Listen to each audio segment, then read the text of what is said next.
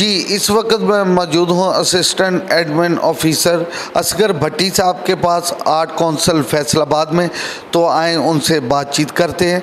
अस्सलाम वालेकुम सर। जी वालेकुम सलाम। जी क्या हाल है आपके? सर अल्लाह का शुक्र, आप सुनाएं, आप ठीक हैं? जी जी अल्हम्दुलिल्लाह ठीक है। माशाल्लाह सर, इसी महकमे में आपको कितनी देर हो गई है कि आर्ट कौंसिल को आप ऐसे ही, मैं तकरीबन अगर 15-20 साल तो मुझे देखते हो चुके हैं कि असगर भट्टी साहब पूरी मेहनत से अपने इदारे का नाम रोशन करने के लिए दिन रात मेहनत कर रहे हैं। सर वैसे कितनी देर हो चुकी है आप? जी मैं 1982 से इधर हूँ। अब 36-37-38 साल हो गए हैं। तो अब तो मेरी रिटायरमेंट नज़दीक आ रही है और मैं विदिन 3 इयर्स मेरी रिटायरमेंट हो जाएगी। तो ये तो अदारे को बहुत बड़ा लॉस नहीं है कि आप जैसा मेहनती इंसान, मैं देख रहा हूँ भट्टी साहब 23 साल पहले इधर आपने एक प्ले में हम सब का पाकिस्तान, अल्लाह जन्नत नसीब करे, मियाँ इजाज़ नासिर साहब भी थे। इतनी मेहनत करते हैं, इदारे की तरफ से आपको कोई तरक्की हुई? कैसे आपने आगाज़ किया, किस पोस्ट से आगाज़ किया और अब आपकी क्या पोस्ट है सर? अल्हम्दुलिल्लाह अब मैं असिस्टेंट एडमिन अफसर हूँ और करीब हमारी प्रमोशन होने वाली है, कुछ दिनों तक इंशाल्लाह हो जाएगी। तो वैसे भी हम अपना काफ़ी टाइम इधर दिया है, वो जो अल्लाह ताला का शुक्र है कि 2-3-4 स्टेप जो प्रमोशन के मिले हैं वो अल्लाह की रहमत से, मेरी मेहनत की वजह से वो मुझे मेरे ऑफिसर्स मेहरबानी करते रहे हैं। अब प्रमोशन हुई तो मैं यहाँ 16 स्केल में हूँ। माशाल्लाह भट्टी साहब, मैंने देखा कितने आए कितने गए, ऑफिसर आते हैं, थोड़ी सा वर्कर भी आते रहे हैं जाते रहे हैं, मगर माशाल्लाह फैसलाबाद में ही आपने इतना अरसा मेहनत से गुजारा। तो ये जब आप आए थे तो उस वक़्त हाल यही था, बना हुआ था, या ये बिल्डिंग बाद में बनी? नहीं जी ऐसा नहीं था। जब ये आर्ट्स काउंसिल इस्टेब्लिश हुई है, ये इकबाल स्टेडियम के एक कमरे में थे हम लोग, फिर 2 कमरे हो गए, फिर 1995 में तस्नीम अहमद नूरानी था भी यहाँ पे कमिश्नर थे। उन्होंने सोचा कि यहाँ आर्ट काउंसिल की बिल्डिंग होनी चाहिए। जो उनकी मेहरबानी है, उन्होंने दिन रात मेहनत करके, चौधरी आसिफ साहब यहाँ डायरेक्टर थे, उनको साथ लिया और उनको भाग दौड़ करवाई उनसे, और अल्लाह ताला के फजल से ये बिल्डिंग देख लें, ये इतनी बड़ी बिल्डिंग बनवा के गए वो। तो अब ये फंक्शनल है। ये तो मेरे आने से कुछ 10 साल बाद बनी है। इससे पहले जो जहाँ जिस जगह पे बिल्डिंग है, इसी जगह पे थिएटर हुआ करता था और उसमें कच्ची जगह थी और एक स्टेज बना हुआ था। अल्लाह ने करम किया है कि इतनी बड़ी बिल्डिंग बन गई है। ये गवर्नमेंट की भी मेहरबानी है कि उन्होंने इतनी इन्वेस्टमेंट की है इस काम पे। मौजूद नाज़रीन, हमने भी देखे हैं स्टेज ड्रामे देखे हैं। भट्टी साहब एक बहुत अच्छा क्वेश्चन याद आ गया कि जब ड्रामे चलते थे दूसरे वर्कर भी चेकिंग टीम में जाते थे, तो जब आप जाते थे तो पूरे थिएटर्स में एक जल्जला आ जाता था जी कि अब वायलेशन कोई नहीं, जूम है नहीं, जुमला कोई नहीं। इसकी क्या वजह है? ये मैंने जब इस थिएटर की फील्ड में पाँव रखा ना जी, एक तो इसको पहले सोचा, देखा और परखा।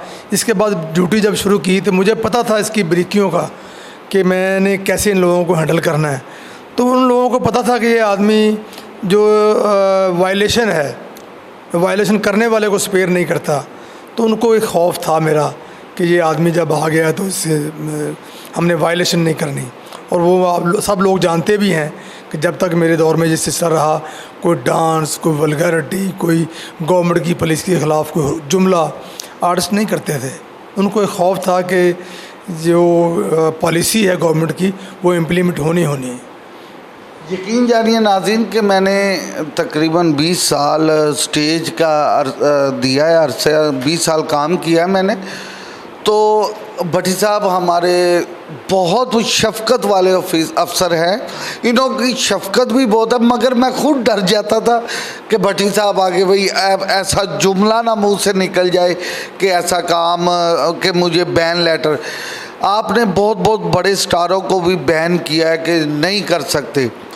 तो भट्टी साहब से एक और क्वेश्चन करेंगे सर, ये अब जो बिल्डिंग है इसमें ड्रामे स्टार्ट हैं, होते हैं?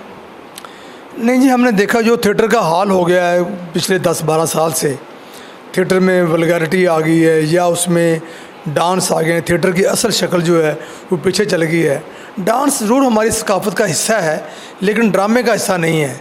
इसलिए मैं सोचता हूँ कि ये ड्रामे की जो गाना है, गाने की वजह से ना वो रोज़ बरोज़ बढ़ती हुई जो वल्गैरिटी है या ज़ूमैनियत है या उसमें लिबास की कमी है वो ख़वातीन में ख़ास तौर पे, उसने थिएटर को बर्बाद कर दिया है। एक वक्त था कि थिएटर पे अरूज था, अब इन्हीं हरकत की वजह से, इन्हीं मसाइल की वजह से थिएटर जो है तनज़ली का शिकार है। अदरवाइज़ थिएटर जो है ना, जो देखने वाली चीज़ थी, लोग फैमिलीज़ के साथ अपने बच्चों के साथ आके बैठ के देखते थे। अब थिएटर वो नहीं है कि आप अपनी किसी ख़वातीन के साथ देख सकें। बट साहब, जब कोरोना आया तो बहुत मुश्किलात पैदा कर गया पूरी दुनिया के लिए। अभी तो फैसलाबाद के जो आर्टिस्ट थे, कि आपने उनके लिए कोई कोरोना में गवर्नमेंट की तरफ से या आर्ट कौंसिल की तरफ से कोई इमदाद दी गई है आपकी तरफ से? जी बिल्कुल, गवर्नमेंट ने ही ऐलान किया था कि हम कोरोना में जो बेरोज़गार होने वाले फ़नकार हैं उनको कुछ हेल्प करेंगे। तो उनकी दरख्वास्तें हमारे पास आई थी, हमने गवर्नमेंट को भिजवा दी थी, जिसके तहत तमाम फ़नकारों को, जितने उन्होंने अप्लाई किया था और जो डिज़र्व करते थे, जिनके पास था भी, ये हम आर्टिस्ट भी हैं और हम बेरोज़गार भी हुए हैं, उनको गवर्नमेंट ने इमदाद भेजी है और वो पंजाब प्रोटेक्शन अथॉरिटी है उसके थ्रू भेजी है, वो सबको मिली भी है। तो बट साहब, फैसलाबाद के जो 50+ एज के फ़नकार हैं, फैसलाबाद आर्ट कौंसिल की तरफ से उनको इमदाद हर माह मैंने सुना है कि आ रही है, इसके बारे में क्या कहेंगे आप? ये सूबाई गवर्नमेंट दे रही है जी। आर्ट्स कौंसिल तो इतने वसाइल नहीं रखती कि आर्टिस्टों को इतनी इमदाद कर सके। ये मौजूदा जो गवर्नमेंट है, ये इसकी बड़ी मेहरबानी है कि इन्होंने आर्टिस्टों की फ़लाह के लिए काम किया है, उनके लिए फ़ंड्स मुकर्रर किए हैं। अब भी उनकी दरख्वास्तें जा रही हैं, उसका जायज़ा ले रही है गवर्नमेंट। जितने लोग अप्लाई करेंगे उनको इंशाल्लाह जो डिज़र्व करते होंगे, गवर्नमेंट उनकी इमदाद कर रही है। जी, बहुत मेहरबानी कि आपने हमारे चैनल को टाइम दिया, आपकी शफ़क़त, हम आपकी मेहनत पर RUJ की पूरी टीम आपको सलूट पेश करती है। अल्लाह हाफ़िज़।